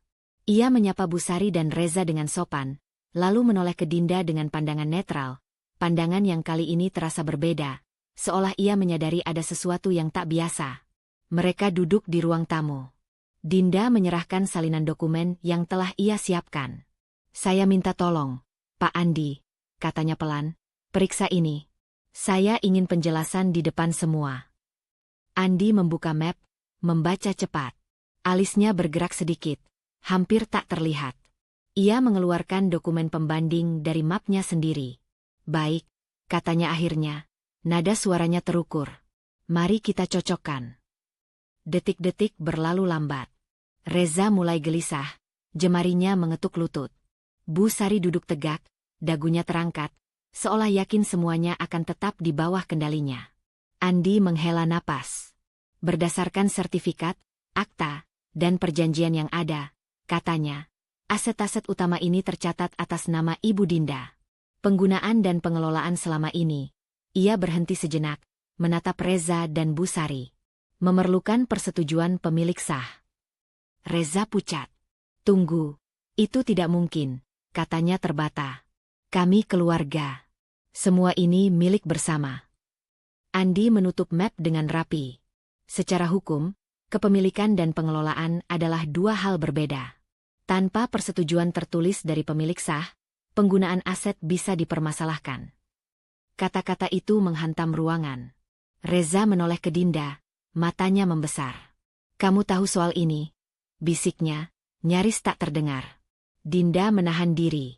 Ia ingin berkata banyak hal, tentang penghinaan, tentang motor butut yang dijadikan bahan ejekan, tentang diperlakukan seperti pembantu di rumah yang asetnya ia miliki. Namun ia memilih diam. Menunggu. Menyimpan ledakan itu untuk waktu yang tepat. Bu Sari bangkit sedikit dari duduknya. "Ini hanya soal teknis," katanya tajam. "Andi, kamu tahu bagaimana keluarga bekerja?" Andi menatap Bu Sari dengan sopan, namun tegas. "Saya bekerja berdasarkan dokumen." Reza berdiri, langkahnya mundur setapak. Panik kini jelas di wajahnya. "Dinda, kita bisa bicarakan ini berdua," katanya cepat. "Kita cari jalan tengah." "Jalan tengah." Kata itu kembali terdengar seperti jerat. Dinda menarik napas perlahan. "Kita sudah terlalu sering mencari jalan tengah," katanya pelan. "Dan aku selalu yang tersingkir." Andi merapikan berkas. "Jika diperlukan, saya bisa menyiapkan opsi penataan ulang pengelolaan yang sesuai hukum," katanya, lalu menatap Dinda. "Keputusan ada pada Ibu." "Keputusan." Kata itu bergema di kepala Dinda. Ia merasakan telapak tangannya dingin, jantungnya berdetak teratur namun keras. Inilah momen yang ia tunggu, bukan untuk menyerang, melainkan untuk memastikan pijakan. "Belum sekarang," kata Dinda akhirnya. "Terima kasih, Pak Andi." Reza tampak terkejut. Bu Sari menatap Dinda dengan amarah tertahan, seolah tak menyangka ia tidak langsung mengambil alih. Andi mengangguk, memahami lebih dari yang diucapkan, lalu berpamitan. Setelah pintu tertutup, suasana membeku. Reza mengusap wajahnya. "Kamu mau apa, Dinda?" tanyanya, suaranya retak. Dinda menatapnya, kali ini tanpa menyembunyikan apapun. "Aku mau dihormati," jawabnya. "Dan aku mau hakku diakui." Bu Sari mendengus. "Jangan lupa, kamu tinggal di rumah ini." Dinda tersenyum tipis, bukan senyum kemenangan, melainkan kesabaran yang mengeras. "Itu juga akan kita bicarakan," katanya. Ia berbalik menuju kamar, meninggalkan Reza yang terduduk lemas dan Bu Sari yang terdiam dengan rahang mengeras. Di balik pintu tertutup, Dinda akhirnya membiarkan dadanya bergetar. Emosi mengalir deras, namun ia menahannya tetap di rel. Kebenaran sudah mengancam mereka. Kini, setiap langkah harus tepat. Dinda membuka ponselnya dan menulis pesan singkat pada dirinya sendiri di catatan. "Tahan. Kumpulkan. Ambil saat mereka paling lengah." Keputusan kecil berisiko pun ia ambil. Ia akan menunda pengambil alihan, membiarkan Reza dan Bu Sari berada dalam kecemasan, sementara ia menyiapkan langkah legal berikutnya. Tekanan batin itu menekan, namun Dinda tahu, menunggu bukan berarti kalah. Ini adalah jeda sebelum loncatan terakhir. Keputusan Dinda untuk menahan langkah setelah pertemuan dengan Andi meninggalkan gema panjang di dalam rumah. Pagi itu, suasana tidak lagi sekadar tegang. Ia menjadi rapuh, seperti kaca yang siap retak kapan saja. Dinda bangun dengan perasaan asing di dadanya. Bukan takut, melainkan kesiapan. Kebenaran telah diperlihatkan, dan kini konsekuensinya mulai bergerak sendiri. Bu Sari bergerak lebih cepat dari yang Dinda perkirakan. Telepon-telepon dilakukan sejak pagi, pintu kamar terbuka tutup, nada suaranya berubah-ubah, kadang lembut, kadang mengeras. Saat Dinda turun ke ruang makan, Bu Sari sudah duduk dengan sikap resmi, seolah akan menggelar sidang kecil. Reza berdiri di dekat jendela, punggungnya membelakangi mereka berdua. "Kita perlu meluruskan ini," kata Bu Sari, suaranya dibuat tenang. "Supaya tidak ada yang salah paham." Dinda duduk tanpa menjawab. Ia memilih mendengar, membiarkan Bu Sari memulai permainannya. "Sejak awal," lanjut Bu Sari, "Dinda memang tercatat di dokumen. Tapi itu hanya formalitas. Keluarga ini berjalan karena keputusan kami. Kalau sekarang jadi ribut, itu karena ada yang tidak tahu diri." Kalimat itu diarahkan jelas. Dinda merasakan panas merayap di tengkuknya, namun ia menahan diri. Ia tahu, inilah upaya manipulasi, menggeser narasi, menjadikannya pihak yang serakah dan tidak tahu berterima kasih. Reza menoleh, raut wajahnya ragu. "Bu, Andi sudah jelaskan." Pengacara bicara kertas, potong Bu Sari cepat. Keluarga bicara niat. Dinda mengangkat kepala. "Niat tanpa persetujuan bukan keluarga," katanya pelan. "Itu pemanfaatan." Bu Sari menyeringai tipis. "Lihat, Reza, dari dulu aku bilang, begitu merasa punya pegangan, dia akan berubah." Reza terdiam. Kata-kata itu seperti paku yang dulu mudah ditancapkan, kini sulit masuk. Dinda melihat keretakan di wajahnya. Ego yang selama ini kokoh mulai kehilangan pijakan. Ia bukan lagi yakin, ia mulai menghitung. Bu Sari berdiri dan mengambil map dari meja. "Aku sudah bicara dengan beberapa orang. Mereka sepakat, pengelolaan ini tidak pernah jadi masalah sampai kamu memperkeruh suasana," katanya sambil mendorong map itu ke arah Dinda. "Kalau kamu mau kembali seperti dulu, kita bisa anggap semua ini tidak pernah terjadi." Dinda membuka map itu sekilas. Isinya ringkasan narasi, bukan bukti. Ia menutup kembali tanpa emosi. "Ini bukan soal kembali seperti dulu," katanya. "Ini soal menghentikan perlakuan yang salah." Bu Sari mengangkat dagu. "Kamu menuduh kami." Dinda menatapnya lurus. "Saya menyatakan fakta." Hening. Reza mengusap rambutnya, napasnya berat. "Dinda," katanya akhirnya, lebih pelan dari biasanya. Mungkin aku salah. Tapi kita bisa atur ulang tanpa ribut." Itu pertama kalinya Reza mengakui kemungkinan salah. Tidak utuh, tidak tulus sepenuhnya. Tapi cukup untuk membuat sesuatu runtuh di dalam dirinya sendiri. Dinda merasakannya. pergeseran kecil namun berarti. Ego yang selama ini menjadi perisai mulai retak oleh ketakutan kehilangan. Tanpa ribut berarti tanpa keadilan, jawab Dinda. Aku tidak akan mundur lagi. Bu Sari tertawa pendek. Keadilan versi siapa? Versi hukum, sahut Dinda tenang. Kata itu mematikan manuver Bu Sari.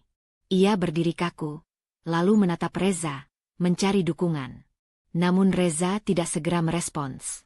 Ia menatap lantai, seolah melihat jejak langkahnya sendiri yang selama ini keliru. Siang hari, kabar menyebar cepat. Pak Jaya menyapa Dinda di lorong dengan anggukan penuh hormat, lebih dalam dari biasanya. Tanpa kata, Dinda tahu, upaya Bu Sari untuk memutarbalikkan cerita telah menemui tembok. Orang-orang yang selama ini diam kini memilih berhati-hati. Dokumen berbicara lebih keras daripada gosip. Dinda mengurung diri di kamar, membiarkan napasnya melambat. Untuk pertama kalinya, ia merasakan kepuasan yang bersih, bukan dendam, melainkan pengakuan. Haknya tidak lagi bisa diabaikan. Bahkan oleh mereka yang paling keras menolaknya. Telepon dari Maya masuk. Aku dengar Bu Sari coba memelintir cerita, kata Maya. Tapi tidak jalan. Dinda tersenyum kecil. Aku tidak melakukan apa-apa. Itu justru kenapa berhasil, jawab Maya. Tetap tenang. Sore menjelang, Reza mengetuk pintu kamar. Dinda membukanya setengah. Wajah Reza tampak lelah, matanya merah. Aku bingung, katanya jujur. Selama ini aku pikir aku memimpin. Ternyata aku cuma menutup mata. Pengakuan itu tidak menghapus luka, tapi menggeser beban. Dinda mengangguk pelan. Kebingunganmu tidak membatalkan hakku, katanya lembut namun tegas. Reza menelan ludah. Aku perlu waktu. Ambil, jawab Dinda. Aku juga. Malam turun dengan keheningan baru, bukan lagi ancaman, melainkan kewaspadaan. Dinda duduk di tepi ranjang, menatap salinan dokumen yang tersimpan rapi. Kepuasan itu ada, hangat dan menenangkan, tapi ia tahu ini belum akhir. Konsekuensi telah terbuka, dan langkah berikutnya akan menentukan siapa yang benar-benar berdiri. Dinda menutup map, menyimpannya kembali. Keputusan kecil berisiko ia ambil. Besok, ia akan memulai proses pengambil alihan bertahap, tanpa pengumuman, tanpa emosi berlebihan. Karena kini ia paham, kekuatan sejati bukan pada teriakan, melainkan pada keteguhan yang tak bisa dipatahkan. Keputusan kecil yang Dinda ambil malam sebelumnya, memulai pengambil alihan bertahap tanpa pengumuman, membuat paginya terasa berbeda. Bukan lebih ringan, justru lebih tajam. Seperti seseorang yang akhirnya memutuskan untuk menatap badai dari jarak dekat. Ia bangun dengan tubuh tegak dan pikiran jernih, menyiapkan diri untuk satu percakapan yang tak bisa lagi ditunda. Ruang tamu menjadi panggungnya. Dinda meminta Reza dan Bu Sari duduk bersama. Tidak ada suara tinggi, tidak ada nada menantang. Ia berdiri di depan mereka dengan sikap tenang, mengenakan pakaian sederhana, tanpa perhiasan, tanpa simbol apapun. Hanya dirinya sendiri. Aku ingin ini selesai dengan jelas, kata Dinda, suaranya stabil. Tanpa putar kata. Reza duduk di tepi sofa, punggungnya sedikit membungkuk. Wajahnya menampakkan kelelahan yang selama ini ia sembunyikan di balik ego. Bu Sari duduk tegak, dagunya terangkat, namun sorot matanya tak setajam dulu. Ada kegelisahan yang tak bisa ia sembunyikan. Dinda mengeluarkan map dari tasnya dan meletakkannya di meja. Semua aset utama, rumah ini, properti usaha, rekening investasi, terdaftar atas namaku, katanya. Bukan simbolis. Bukan formalitas. Milikku. Bu Sari terkekeh singkat, suara yang lebih terdengar rapuh daripada meremehkan. Kamu berani bicara seperti itu di hadapanku? Tanyanya. Dinda menatapnya, tidak menghindar. Aku bicara sebagai pemilik sah, jawabnya. Dan sebagai seseorang yang terlalu lama diperlakukan seolah tak punya hak. Reza menutup wajahnya dengan tangan sejenak. Dinda, aku tidak tahu akan jadi seperti ini, katanya lirih. Karena kamu tidak mau tahu, jawab Dinda, nada suaranya tetap terkendali. Setiap kali aku dipermalukan, kamu diam. Setiap kali aku disingkirkan, Kamu menyebutnya demi keluarga. Bu Sari berdiri mendadak. Kamu memutarbalikkan cerita, serunya, namun suaranya bergetar. Kami membesarkan keluarga ini. Kamu hanya numpang. Kalimat itu memantik kemarahan lama, tapi Dinda tidak membiarkannya meledak. Ia menarik napas panjang. Aku tidak menumpang di hidupku sendiri, katanya. Aku menunggu. Terlalu lama. Dinda membuka map, menggeser beberapa dokumen ke tengah meja. Ini bukti yang sudah diverifikasi. Aku tidak datang untuk bernegosiasi, katanya. Aku datang untuk menegaskan. Bu Sari menatap kertas-kertas itu. Warna wajahnya memudar. Tangannya meraih sandaran kursi. Tidak, ini tidak mungkin, gumamnya, napasnya memburu. Ini pasti ada yang... Reza bangkit setengah berdiri. Panik. Bu, duduk dulu, katanya cepat. Bu Sari menggeleng, langkahnya goyah. Mereka akan tahu, katanya. Nada suaranya berubah menjadi bisikan ketakutan. Semua orang akan tahu. Panik dan rasa malu menyatu, menekan tubuhnya. Bu Sari terhuyung, lalu terduduk kembali dengan napas pendek-pendek. Reza memanggil namanya, kebingungan dan cemas. Pak Jaya yang mendengar keributan segera datang, membantu menenangkan Bu Sari, menyodorkan air, memintanya bernapas perlahan. Tidak ada drama berlebihan. Hanya kenyataan bahwa kekuasaan yang runtuh bisa menjatuhkan tubuh yang terlalu lama berdiri di atasnya. Dinda memperhatikan dengan jarak yang manusiawi. Ia tidak tersenyum, tidak pula mendekat berlebihan. Di dalam dadanya, ada rasa getir. Bukan kepuasan atas penderitaan orang lain, melainkan penutupan sebuah bab. Setelah Bu Sari sedikit tenang, Dinda berbicara lagi, lebih pelan. Aku tidak ingin ini menjadi tontonan, katanya. Aku ingin ini menjadi akhir dari penghinaan. Reza menunduk. Bahunya jatuh. Aku salah, katanya, hampir tak terdengar. Aku membiarkan semuanya. Pengakuan itu datang terlambat, tapi tetap mengubah sesuatu. Dinda mengangguk sekali. Aku mendengarnya, katanya. Tapi aku tetap melangkah. Ia menegaskan langkah berikutnya. Pengelolaan aset akan diambil alih sepenuhnya, akses akan disesuaikan, dan keputusan besar akan berada di tangannya. Tidak ada ancaman, tidak ada nada dendam. Hanya kejelasan. Bu Sari menutup mata, air mata mengumpul tanpa jatuh. Malu itu kini tak lagi bisa disamarkan. Reza tetap menunduk, keputusasaan menggerogoti sisa pembenarannya. Dinda merasakan gelombang emosi, marah yang akhirnya menemukan bentuk, sedih yang tak lagi menguasai, dan kekuatan yang terasa matang. Ia tidak berteriak. Ia tidak membalas hinaan. Ia berdiri di tempatnya, tegas dan elegan. Semuanya selesai di sini, katanya. Aku menegakkan hakku sepenuhnya. Ia berbalik, melangkah menuju pintu dengan langkah mantap. Di ambang, ia berhenti sejenak. Bukan untuk menoleh, melainkan untuk memastikan dirinya sendiri. Ia tidak lari, tidak menyerang. Ia memilih. Keputusan kecil berisiko menutup hari itu. Dinda akan mengeluarkan pengumuman resmi besok pagi, menata ulang struktur kepemilikan dan pengelolaan secara terbuka. Tekanan batin masih ada, tapi kini ia berdiri di atas pijakan yang tak bisa lagi digeser. Konfrontasi telah terjadi, dan untuk pertama kalinya, Dinda keluar dari ruangan itu sebagai dirinya sendiri. Pagi itu, udara rumah terasa berbeda, lebih terang, sekaligus lebih dingin. Keputusan yang Dinda ambil setelah konfrontasi kemarin kini menuntut pelaksanaan. Tidak ada lagi ruang untuk ragu, tidak ada lagi kompromi setengah hati. Ia bangun dengan napas teratur, menyeduh kopi sendiri, lalu membuka laptop di meja makan. Jemarinya bergerak pasti. Hari ini bukan tentang emosi, ini tentang penegakan. Dokumen-dokumen yang telah disiapkan rapi menunggu satu persatu untuk dieksekusi. Dengan pendampingan Andi melalui panggilan video, yang bersuara tenang dan profesional, Dinda menandatangani instruksi pengalihan penuh, pembaruan otorisasi rekening, penarikan kuasa lama, dan penguncian akses pengelolaan yang selama ini disalahgunakan. Tidak ada drama. Hanya proses yang bersih dan tak terbantahkan. Konfirmasi selesai, kata Andi dari layar. Mulai detik ini, seluruh aset berada di bawah kendali Ibu. Kalimat itu tidak meledak sebagai kemenangan. Ia jatuh pelan, tapi berat. Dinda menutup laptop, merasakan getaran halus di dadanya. Bukan euforia, melainkan kelegaan yang matang.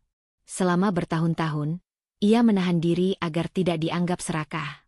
Hari ini, ia menyadari, mempertahankan hak bukan keserakahan. Reza muncul di ambang pintu, wajahnya kusut, mata merah kurang tidur. Ia menyaksikan Dinda berdiri dengan map di tangan. Semuanya, sudah? Tanyanya lirih. Sudah, jawab Dinda singkat. Bu Sari duduk di sofa, selimut tipis menyelimuti bahunya. Rautnya kehilangan ketajaman lama, digantikan kehampaan yang sulit disembunyikan. Ia mendengar kata itu, sudah, dan menutup mata. Tidak ada bantahan, tidak ada sindiran. Hanya keheningan panjang yang menandai jatuhnya sebuah kendali. Dinda duduk berhadapan dengan mereka. Bukan untuk mengumumkan kekuasaan, melainkan untuk menutup lingkaran. Properti usaha, rekening investasi, rumah ini, semuanya kembali ke pengelolaan penuhku, katanya tenang. Tanpa sisa. Reza mengangguk pelan. Bahunya jatuh. Aku baru sadar, katanya, suara pecah. Selama ini aku berdiri di atas sesuatu yang bukan milikku. Bu Sari membuka mata, menatap Dinda dengan pandangan yang tak lagi menyerang. Kamu akan mengusir kami? Tanyanya, ada getar di ujung kalimat. Dinda menghela napas. Pertanyaan itu menabrak sisi kemanusiaannya. Aku tidak ingin mengusir siapapun, katanya. Aku ingin menghentikan penekanan. Selebihnya akan kita atur dengan jelas. Keputusan-keputusan praktis dibacakan, struktur bisnis direvisi, jabatan lama dinonaktifkan, laporan keuangan diaudit ulang. Dinda menandatangani satu berkas terakhir, pengambil alihan operasional, lalu menyerahkannya ke Andi untuk pengesahan final. Setiap tanda tangan menutup satu pintu lama dan membuka pintu yang baru, lebih terang. Pak Jaya datang membawa air hangat. Ia menatap Dinda dengan hormat yang tulus. Tanpa kata, ia memahami perubahan arah rumah ini. Dukungan itu menenangkan, menambatkan Dinda pada kenyataan bahwa ia tidak sendirian, tidak pernah. Sore hari, Dinda berdiri di halaman, menghirup udara. Ponselnya bergetar, pesan dari Maya. Kamu melakukannya dengan cara yang benar. Dinda tersenyum kecil. Ia tidak membalas panjang. Tidak perlu. Di dalam rumah, Reza duduk memandangi lantai, menyusun ulang dirinya sendiri. Bu Sari memilih diam, menerima kenyataan yang pahit namun jujur. Keserakahan yang dibungkus kebiasaan akhirnya runtuh. Ketergantungan yang dulu disangkal kini terlihat telanjang. Dinda kembali ke ruang tamu. Aku tidak akan mempermalukan siapapun, katanya. Tapi aku juga tidak akan membiarkan diriku diinjak lagi. Kalimat itu bukan ancaman. Ia adalah garis. Reza mengangguk, kali ini tanpa dalih. Bu Sari memalingkan wajah, air mata jatuh perlahan. Bukan sebagai senjata, melainkan sebagai pengakuan kalah. Malam turun dengan sunyi yang baru. Dinda merapikan dokumen, menyimpannya di laci yang kini ia kunci sendiri. Beban di pundaknya terasa terangkat. Ia menyadari kebebasan bukan datang dari menguasai orang lain, melainkan dari berhenti dikuasai rasa takut. Namun di balik kebebasan itu, sebuah tekanan baru muncul, lebih halus, lebih bertanggung jawab. Mengambil alih berarti memimpin. Menegakkan hak berarti menata masa depan dengan adil. Dinda menatap jendela, bayangan dirinya tampak tegak. Keputusan kecil berisiko menutup hari itu. Besok, ia akan mengumumkan tata kelola baru kepada seluruh karyawan dan mitra, terbuka, transparan, tanpa kompromi pada harga diri. Puncak telah dilewati, kejatuhan telah terjadi. Kini, Dinda melangkah ke fase terakhir, membangun, tanpa sisa penindasan, dan tanpa kehilangan dirinya sendiri. Pagi setelah pengambil alihan penuh terasa hening dengan cara yang menenangkan. Tidak ada lagi ketegangan yang menggantung di udara. Tidak ada bisik-bisik penuh kecurigaan. Dinda berdiri di ruang kerja yang kini resmi menjadi miliknya, menatap berkas-berkas yang tersusun rapi. Dampak emosional dari hari kemarin masih terasa, lelah yang tersisa di tubuhnya. Namun di balik itu, ada ketenangan yang belum pernah ia kenal sebelumnya. Untuk pertama kalinya, ia tidak bangun dengan rasa waspada. Ia memulai hari dengan langkah-langkah kecil namun pasti. Jadwal ditata ulang, tim inti dipanggil satu persatu, dan visi baru dibicarakan tanpa tekanan. Dinda tidak datang sebagai penguasa, melainkan sebagai pemilik yang bertanggung jawab. Ia menata ulang aset dengan prinsip transparansi, rekening dipisah jelas, laporan keuangan dibuka, dan struktur usaha dirancang agar tidak bergantung pada satu figur semata. Kepercayaan diri yang dulu tersembunyi kini berdiri tegak, bukan sebagai perlawanan, melainkan sebagai arah. Maya datang sore itu, membawa senyum yang hangat. Ia duduk di seberang meja Dinda, menatapnya lama sebelum berkata, "Kamu terlihat utuh." Dinda tersenyum kecil. "Aku merasa begitu." Maya mengangguk, nada suaranya lembut namun jujur. "Kamu menang tanpa kehilangan dirimu." Kalimat itu menembus lapisan emosi terakhir yang masih menempel.